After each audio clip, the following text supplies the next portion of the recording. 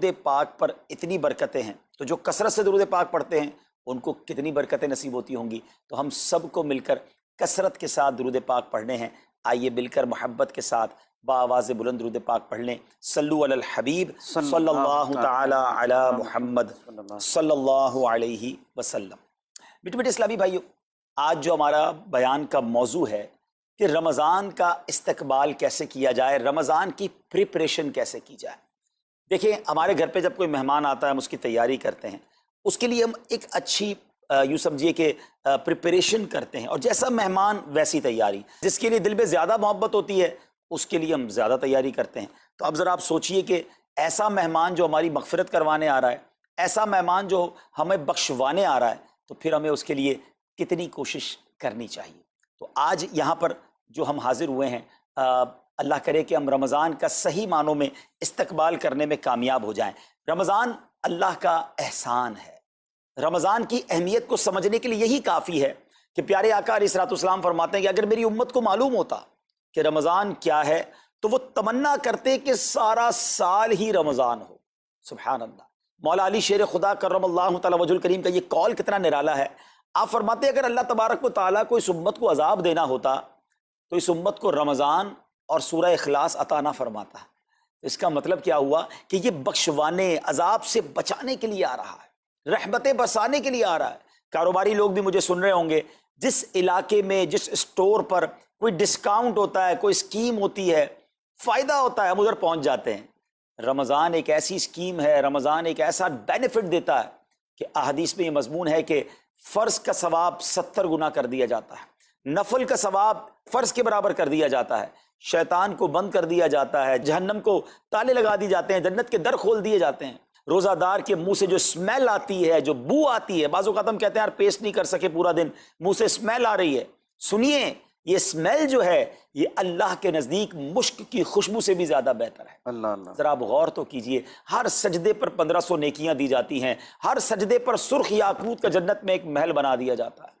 اتنی نیکیاں، پھر وہ کتنا بد نصیب ہے جو رمضان میں بھی عبادت نہ کرے، رمضان میں بھی اللہ کو راضی کرنے میں کامیاب نہ ہو۔ روزانہ افطار کے وقت 10 لاکھ گناہگار بخش دیے جائیں، اور جناب ہر جمعے کو جب رمضان میں جمعہ آئے تو ہر لمحے 10 لاکھ گناہگار بخشے جائیں، تو کروڑوں اربوں لوگوں کی بخشش گویا رمضان میں ہونی ہے۔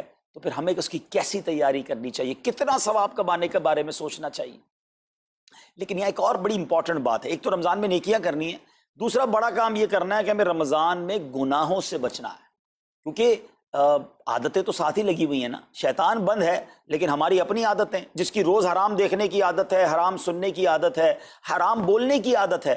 ایسا تو نہیں ہوگا نا چاند آتے ہی سارے سوئچ آف ہو جائیں گے، وہ عادتیں ساتھ ہی چل رہی ہوتی ہیں۔ غور کیجئے کہ رمضان میں جو گناہ کرتا ہے نا، اس کا عذاب بھی بڑھ جاتا ہے، اس کی پنشمنٹ بھی بڑھ جاتی ہے۔ یہ ایسے ہی ہے کہ کوئی مسجد کے اندر آ کے گناہ کرے تو آپ کہیں گے نا یار خدا کا خوف کرو، مسجد میں ایسا کام کر رہے ہو۔ کوئی مکہ شریف حرم میں اندر جا کر گناہ کرے تو کتنا شدید ہو جائے گا وہ۔ تو رمضان جب اتنا مقدس مہینہ ہے، اس میں گناہ کرنا، اس کی پنشمنٹ بھی زیادہ ہے۔ ایک بار مولا علی شیر خدا کرم اللہ تعالی وجہ الکریم نے ایک قبر والے کا حال دیکھا، اور دیکھا اس قبر والے پر عذاب ہو رہا ہے، اور وہ چلانے لگا، عرض کرنے لگا اے علی میری مدد فرمائیے، اللہ کی بارگاہ میں سفارش کیجئے۔ مولا علی شیر خدا نے ہاتھ اٹھائے کہ اے مولا اسے بخش دے۔ ارشاد ہوا اے علی اس کی سفارش نہ کریں۔ عرض کی مولا وجہ کیا ہے؟ ارشاد فرمائے رمضان کے روزے تو رکھتا تھا مگر رات گناہوں سے باز نہیں آتا تھا۔ روزے رکھ کر گناہ کرنے والے کو اتنا عذاب، تو جو روزے ہی نہ رکھے، ایسے بھی لوگ ہیں جو رمضان میں روزے نہیں رکھتے۔ پلیز اس کو ایزی نہ لیں۔ ہمیں نہیں معلوم، پتہ نہیں اگلا رمضان پھر نصیب ہوگا کہ نہیں۔ پچھلے رمضان میں کتنے لوگ تھے جو ہمارے ساتھ تھے، اس رمضان میں نہیں ہے۔ اور اللہ پہلے تو ہم یہ دعا کرتے ہیں اللہ ہمیں یہ رمضان بھی عطا کر دے۔ زندگی کا کیا بھروسہ، دنیا کی جو کیفیت ہے آپ کے سامنے ہے، کبھی بھی جا سکتے ہیں۔ تو پھر اس رمضان کو تو سمجھ لیں بس ایک موقع بنا دیں، لائف چینجنگ ایکسپیرینس بنا دیں کہ بس اس میں عبادت کرنی ہے، اس میں خوب سجدے کرنے ہیں، اس میں روزے رکھنے ہیں، اس میں تراویح پڑھنی ہے، اس میں گناہ نہیں کرنے ہیں۔ اور آئیے میں آپ کو بتاتا ہوں کہ نبی پاک صلی اللہ تعالی علیہ وسلم رمضان کیسے گزارتے تھے۔ ایک مسلمان کے لیے اس سے بہترین رول ماڈل کیا ہوگا کہ رمضان میرے آقا کیسے گزارتے۔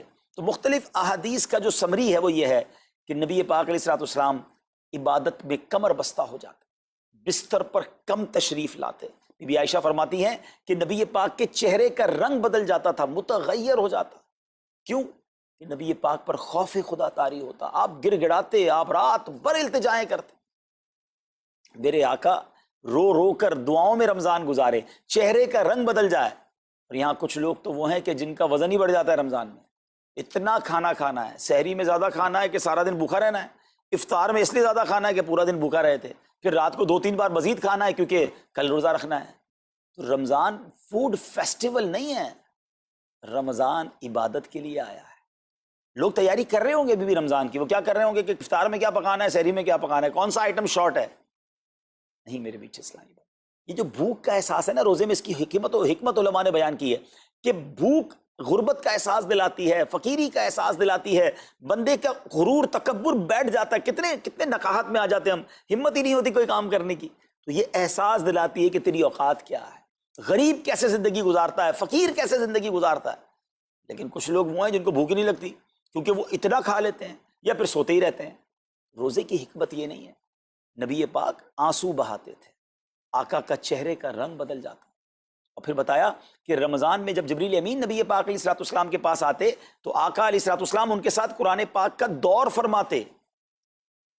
اور پھر ایک اور نبی پاک کا خوبصورت انداز کہ پیارے آقا ویسے تو سب سے بڑھ کر سخی ہیں، مگر جب رمضان آتا تو نبی پاک کا دریائے سخاوت ایسے بہتا تھا جیسے تیز آندھی، بلکہ اس سے بھی زیادہ۔ اللہ اللہ، یہ 3-4 چیزیں آپ نے میں نے پکڑ لینی ہیں۔ آقا علیہ الصلوۃ والسلام کے پیچھے پیچھے جانا ہے نا جنت میں، ہم نے بھی یہ کام کرنا ہے۔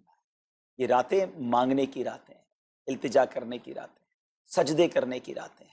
ہمیں تہجد بھی پڑھنی ہے، ہمیں انشاءاللہ نوافل بھی پڑھنے ہیں، اور کم از کم قرآن ایک بار تو پورا انڈرسٹینڈ تو کریں نا۔ تلاوت، ترجمہ، تفسیر کب کریں گے؟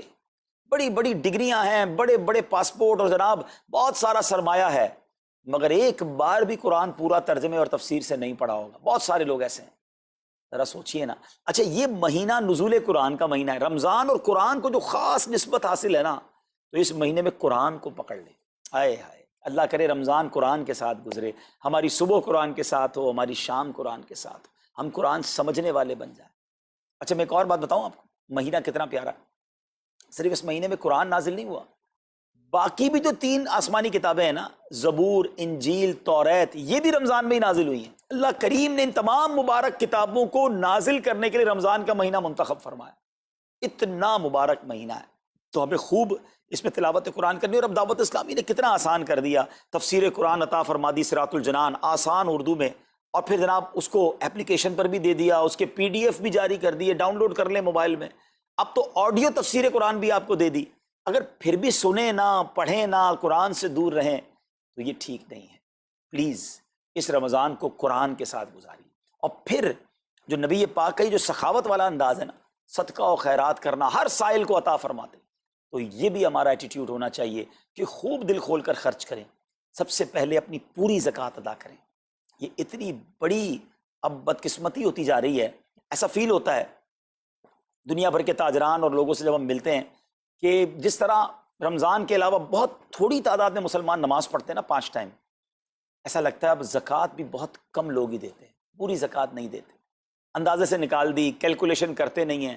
اور یہ بھی فیلنگز آتی ہیں کہ زکوٰۃ جتنی بڑھتی جاتی ہے نا، ہزاروں میں جس کی زکوٰۃ ہے وہ دے دیتا ہے، لاکھوں والا بھی شاید دے دیتا ہے، لیکن جب زکوٰۃ ہی کروڑوں میں پہنچ جاتی ہے نا، تو پھر یہ دل پر بھار پڑنا لگ جاتا ہے، ڈیفیکلٹ لگنا شروع ہو جاتی ہے۔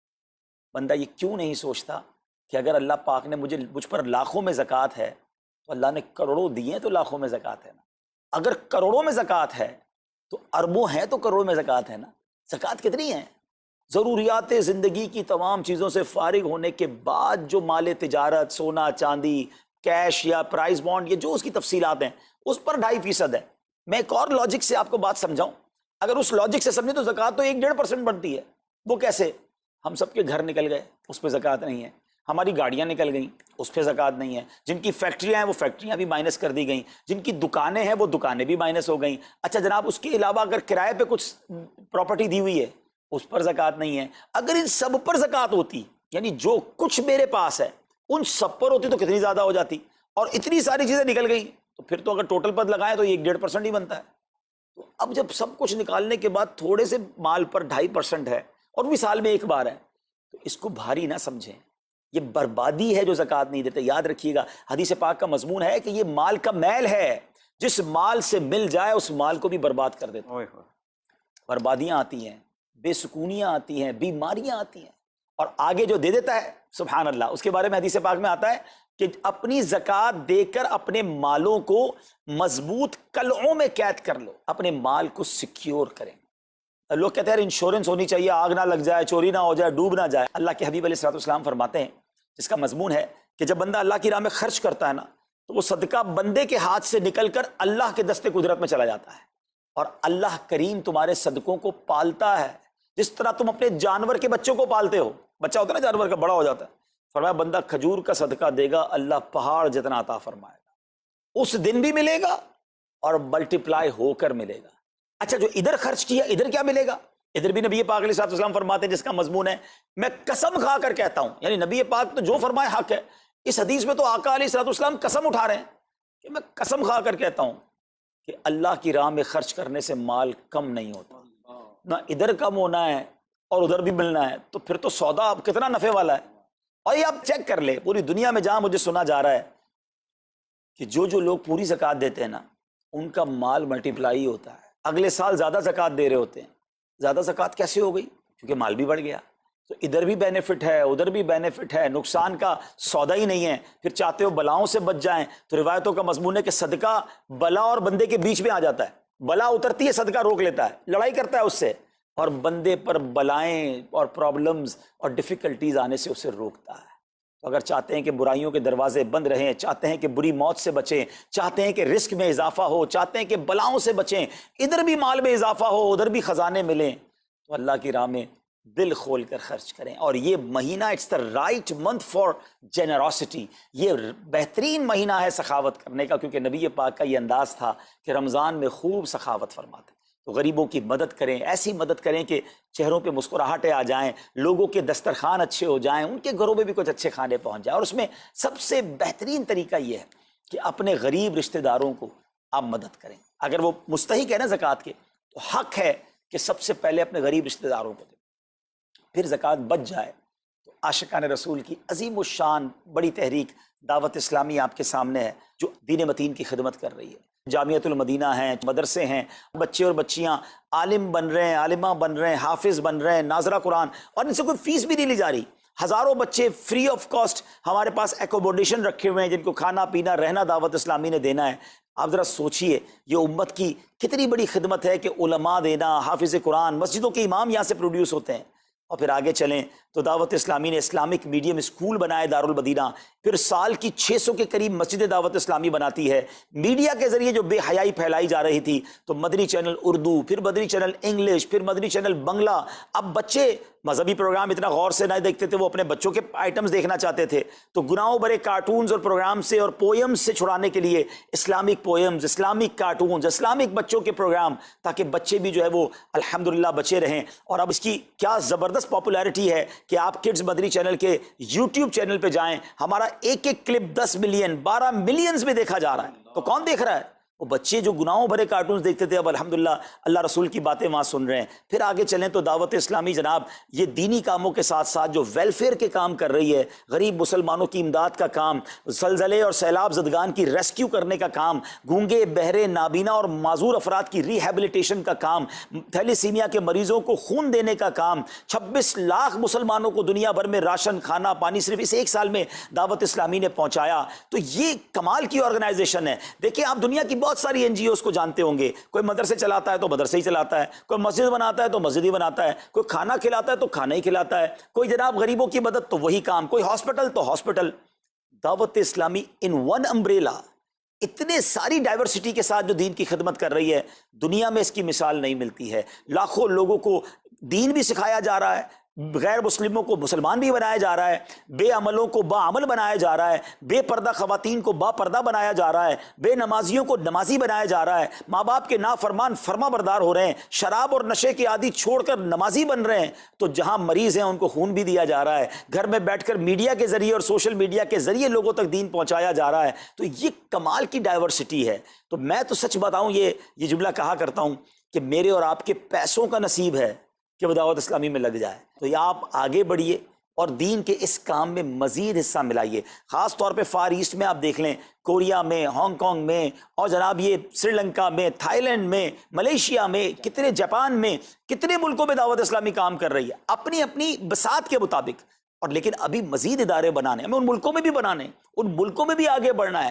تو اگر آپ بھی چاہتے ہیں کہ میرے آقا کے عشق کا پیغام، سنت رسول کا پیغام، مسلک اعلیٰ حضرت کا پیغام، نبی پاک کے دین کا پیغام پوری دنیا میں پھیلے، تو وی ہیو ٹو سپورٹ دعوت اسلامی. نہ صرف فائنینشلی، پریکٹیکلی بھی. ہمیں آپ بھی چاہیے، خود حصہ ملائیں نا. سیدنا عثمان غنی رضی اللہ تعالیٰ عنہ نے صرف مال نہیں دیا تھا، آپ پریکٹیکلی بھی نبی پاک کے ساتھ شریک ہوتے تھے نا. تو آپ اپنے عطیات بھی دیں، اور دنیا کے جن ملکوں میں آپ مجھے سن رہے ہیں وہ دعوت اسلامی والوں کے دستوں بازو بنے. کمزوری کہاں نہیں ہوتی، ہاں ہمارے گھر میں کمزوری ہوتی ہے، ہم سب مل کر کام کریں گے تو کمزوریاں بھی دور ہوں گی اور ترقی آ جائے گی اور ہمیں اس کا ثواب بھی ملے گا. تو آج میں دنیا بھر میں جہاں مجھے دیکھ رہے ہیں، پلیز اچھی نیتیں کریں. اچھا ایک بات اور سن لیں، ہم بعض اوقات کیا سوچتے ہیں کہ ہمارے ملک کا خرچہ مثال کے طور پہ $20,000 ہے، وہ ہم لوگوں نے کر لیا، اب اور چندے کی کیا ضرورت ہے. دعوت اسلامی کسی ایک ملک کی نہیں ہے، انٹرنیشنل دعوت اسلامی کے لیے سوچیں. دنیا میں جہاں بھی دین کا کام ہو رہا ہے وہ میرا ہے. یہ میں اپنے ملک اور اپنی سٹی کے بارے میں سوچوں گا تو شاید میں بڑا کام نہ کر سکوں. آپ کو تو موقع مل رہا ہے انٹرنیشنلی مدنی کاموں میں اپنا حصہ ملائیں. تو دعوت اسلامی کو دل کھول کر سپورٹ کریں. ہم انشاءاللہ جتنے عطیات بڑھیں گے انشاءاللہ مزید مدنی کام بڑھانے کا ارادہ رکھتے ہیں. اللہ کریم اپنی بارگاہ میں ہم سب کا جمع ہونا قبول فرمائے اور دل کھول کر خرچ کرنا نصیب فرمائے، اور اس رمضان کو ہماری مغفرت کا ذریعہ بنا دے. اس رمضان کو نبی پاک علیہ الصلوۃ والسلام کے نقش قدم کے مطابق چل کر گزارنے کی توفیق عطا فرمائے. صلو علی الحبیب صلی اللہ تعالی علی محمد.